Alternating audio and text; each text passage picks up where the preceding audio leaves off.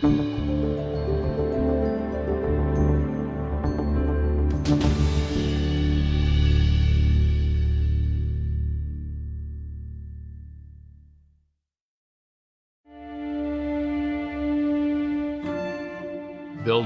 are huge users of energy, materials, water. Where we put them determines how much we need to travel around. And of course, buildings are also a slow turnover capital stock. So once you build a building the wrong way, it will continue to gobble resources for decades. Traditionally, buildings have been created by an architect with an idea, who then gives that three-dimensional idea to a mechanical engineer, a structural engineer, a landscape architect, etc. And they say, here's the building now, heat it, cool it, put a structure around it, etc.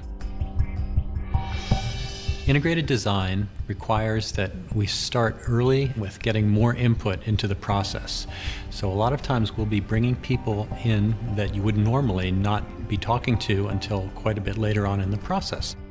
Generally, we conventionally design how a building looks and then figure out how to make it work, mechanically, electrically, sustainably, etc. This process sort of turns that inside out. Integrative design means designing the building as a whole system and optimizing it for multiple benefits, rather than optimizing components of the building or subsystems in the building for single benefits. I can summarize integrative design in 4 words, and they all start with E. It's everyone engaging everything early. It comes down to an oscillating rhythm of research and analysis by individuals on the team. They then come together for an all-hands team workshop to compare and look for interactions from that analysis, go off again, do more research and analysis, gather that, come back again to a workshop. What are the implications of that type? Always looking for key interrelationships between systems and systems components. I think if Integration doesn't happen instantaneously. We have to introduce issues and iterate them, but we have to allow time to consider those ideas and time to connect the dots of one idea with another idea.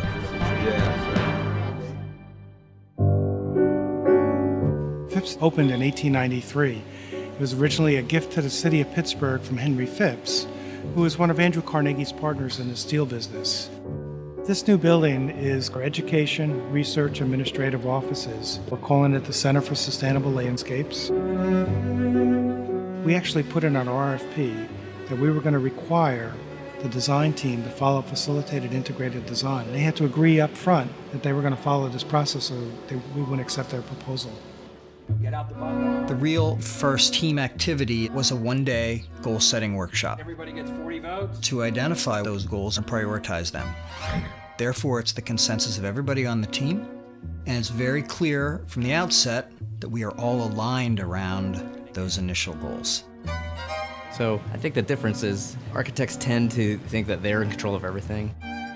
And I think in the integrative design process, you have to let go of some of that control and allow things to emerge that you hadn't necessarily planned on. And that's a hard one to grapple with sometimes. By the end of the day, everybody was like off their chairs and pens in hand and scribbling on paper and making drawings and talking about this. Hey, I'm just thinking about doing this. How will this affect your system? What do you think about this? I mean, those kinds of interactions just took place all day long. It was really incredible. Integrative design is not simply going from here to there. There are a lot of eddies and currents going back and forth because you have to keep looping back from what you learned at each stage of the design to improve what you already did. I liken the role of a project manager on a highly integrated project with a choreographer. You're essentially deciding when there's a big ballroom dance and everybody has to be there working together. There are times when you want just a soloist to really focus on their piece of the work. Sometimes it's 2 systems, 2 people working closely together to make one piece of the building work really well. And it's figuring out when to have those different dances occur as you move through the design process. One of my favorite Einstein quotes is the definition of insanity, right? It's doing the same thing over and over, but expecting different results. So if we expect buildings to perform significantly better, we need to change the process by which you put them together.